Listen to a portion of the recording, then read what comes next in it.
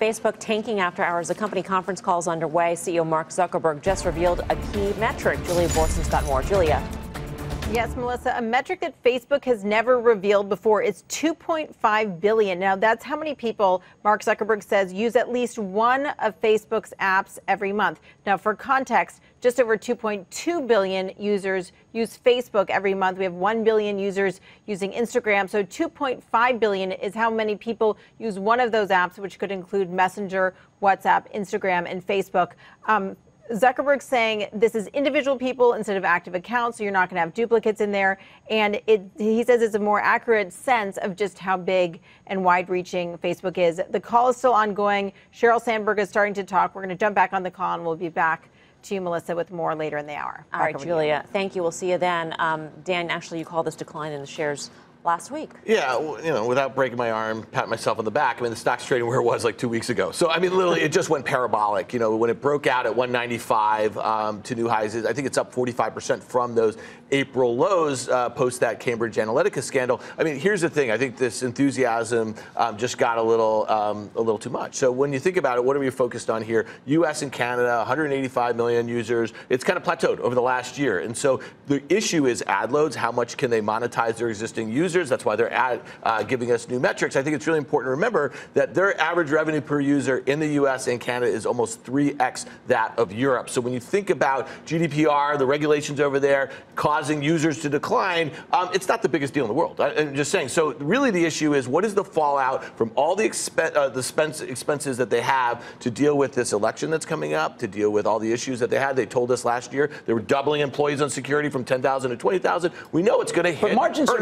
margins are not the issue for this company. Let's be clear. I mean, and to me, I haven't been real bullish on this last run in Facebook, so I've been wrong. But you have to point out that this is, for the scale these guys have, for the size of this company, this is arguably the most compelling story of breadth, of profitability, of growth, and the ability to actually have margins. So, I mean, they're north 60% on the margins. Yeah, they've been squeezed a little bit, but I mean, that's the story. Now, the big issue for me is existential. Are these guys going through a place where the centralized platform is the parasite? And I think there's a lot of people that feel that. What do you do with the 9% decline? Buy it. You do? Yeah, I love the verticals. And like you mentioned, we've pulled all the way back to where it was 2 weeks ago. I mean, I was just looking at about July 6th. It was trading right around this $200 level.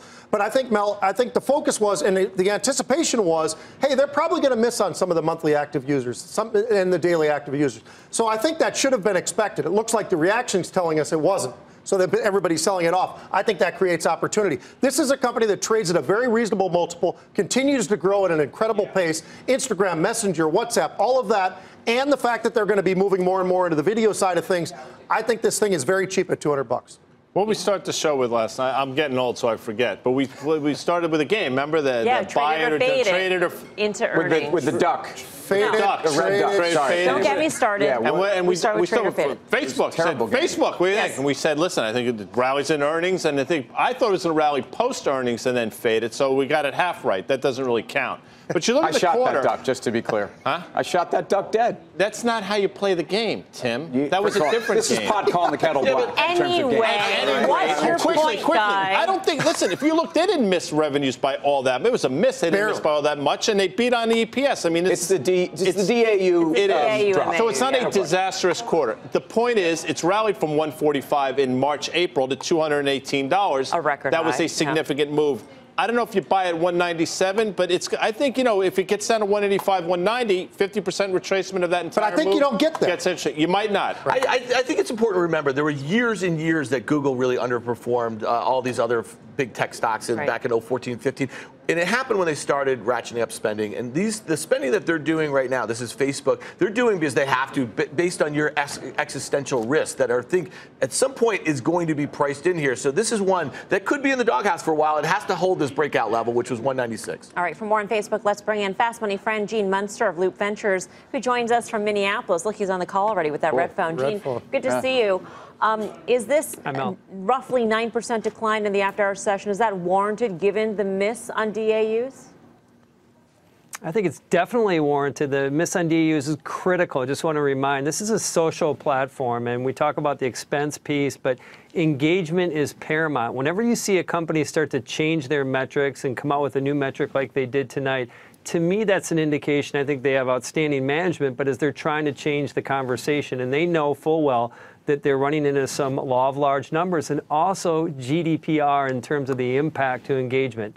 So I think that that is a critical question about how this story plays out. I suspect that that concern, and keep in mind they just rolled out Europe, as they roll that out to other countries, is going to kind of weigh on investors' optimism on the story over the next couple months. Why do you think Wall Street, why do you think investors missed the impact of GDPR on Europe? They told us it was going to happen last quarter. They couldn't have been more clear. And the reason why they missed it is when they've said negative or cautionary comments in the past, they always blew right through them. And so as a former analyst that covered Facebook, you would look at that and say they're just trying to keep the bar low, and the analysts just simply ran ahead. But I think that there's going to be some adjustments to some models tonight that are going to have more moderate DAU and MAU growth for the next few quarters. Another adjustment to the models, would that be spending? I mean, didn't Facebook already guide to an increase of between 40 and 60% going into this quarter, and Facebook hit it right in the middle? The adjustment that I'm talking about is bringing some of their MAU and DAU, some of those engagement numbers down slightly. In addition to that, will there be an adjustment to the spending expectations? I think that there will. The stock took a little bit of a turn in the last few minutes. It was down, called 7%, drifted down 9%, right when Zuckerberg said that they're going to be having more, that the fact that they're going to invest in security and continue to invest in new products is going to be negative for profitability, which tells me that obviously is code for, even though that they've given that expense guidance, there may need to be some additional expenses that analysts are going to have to load into the model. What's your grade on the quarter, Gene? I'm going to say this is a C+. And the reason is that this company has gone and has historically blown through the numbers. We didn't see this on the top line, a miss on the important engagement number. I'm glad to hear Mark Zuckerberg talking about some of the debate around the social value in Facebook, but putting it all together, it's a C+. All right, Gene, thank you. Gene Munster of Loop Thank Ventures. You. C+. He runs a tough class. I mean, I tell you, that's a professor I did. Again, I did not want to take him in college. In fact, I would have cut that class. I probably did.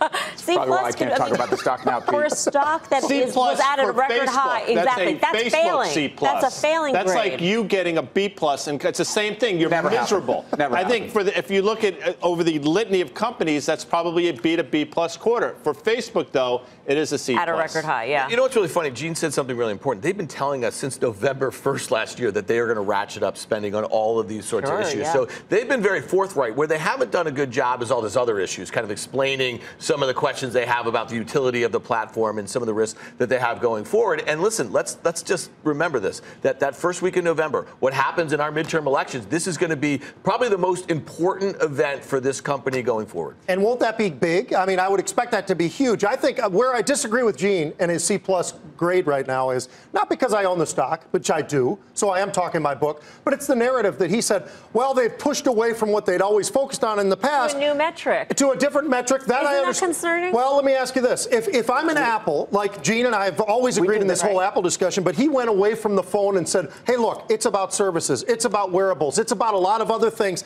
not just the phone anymore. And now I think the rest of the world has embraced that, which is why the Apple. phone is not important. Take a look at services instead. No, they did not do that. They didn't completely divert it, but they still had growth. It wasn't the growth that everybody expected. But I look at this company and I'm thinking to myself, they have so many verticals right now where they can make money. 2 million advertisers on Instagram. Yeah. So just to be clear, I mean, it's Instagram is now a business that they should be talking, and you got 6 million total advertisers in the combination of Instagram and the rest of the platform. That's impressive.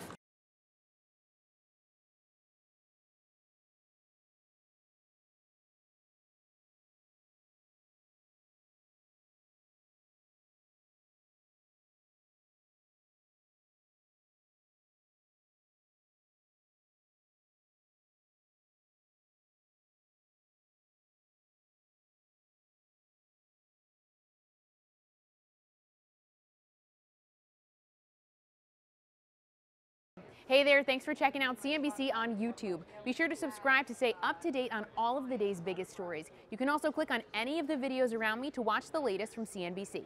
Thanks for watching.